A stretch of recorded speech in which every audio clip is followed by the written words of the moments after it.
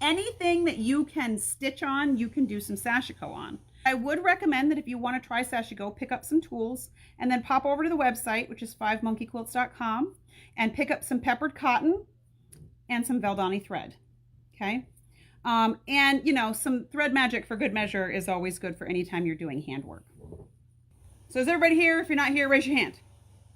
We're going to start talking about this. Here is the template. So I have 3 of these templates to show you today.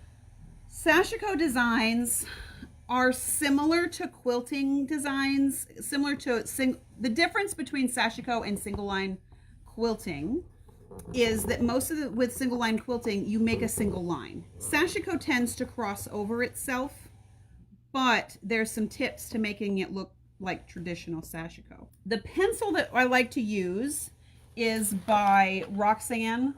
They make a lot of really great sewing tools. These are chalk marking pencils.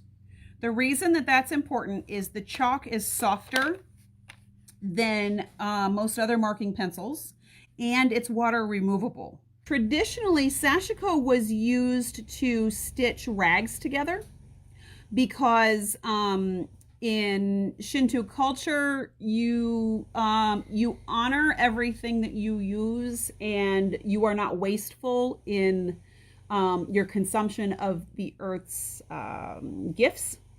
So people would literally mend their clothes and their fabric and their tools until they just couldn't use them anymore. And then at that point, once it couldn't be used anymore, there was a ritual for disposing of that. So you can have layer upon layer upon layer of Sashikoed fabric.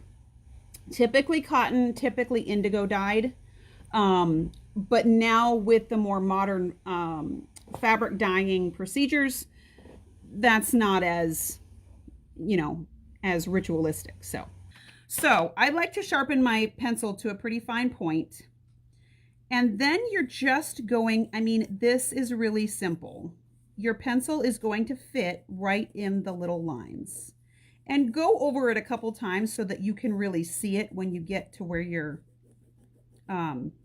stitching. Now you can't have the stencil be one continuous marking because then it's going to fall apart.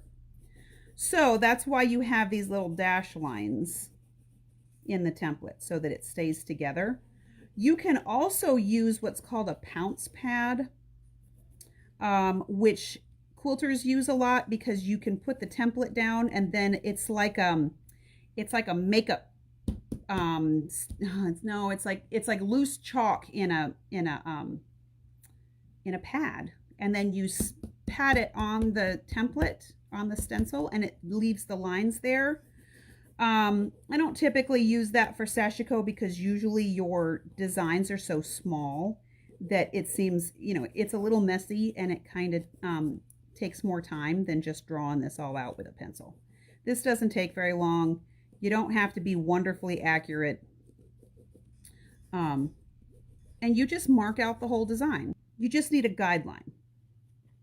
So I started stitching this out earlier, and I did a couple things on purpose. One, I stitched this one very sort of irregularly, and the stitches are just a little too big. One of the rules to Sashiko is that your stitch should be about twice as long as your break.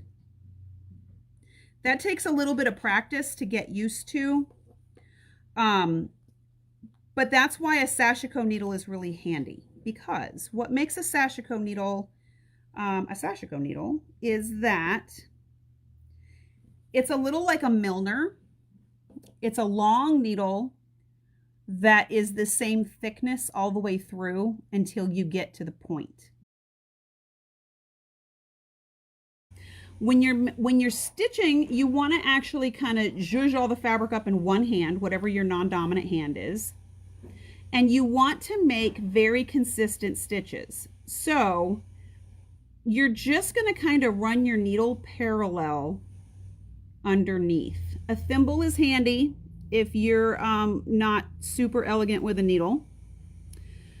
But you would put your thimble on this finger, because that's the finger that you're pushing your fabric up underneath with, so you don't stitch your finger to your fabric.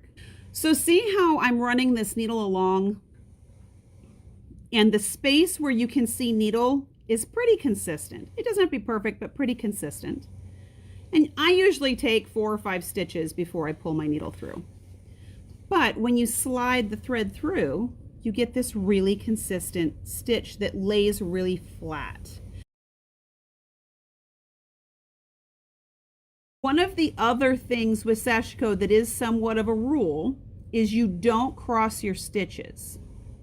So it's sort of like when you are stippling and you don't want to stipple over where you've already stitched. So when you come to a point that is already stitched, you need to make sure that your stitches go under the back, not over the top. Okay? So that is how you do a Sashiko stitch. Sashiko is one of those things that you just need to practice.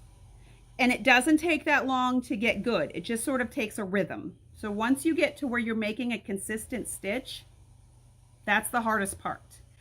I will say that having good tools, Sashiko is one of those things where having good tools makes for all the difference. I hope you guys are inspired to try some Sashiko. Don't be afraid of it. It'll be okay.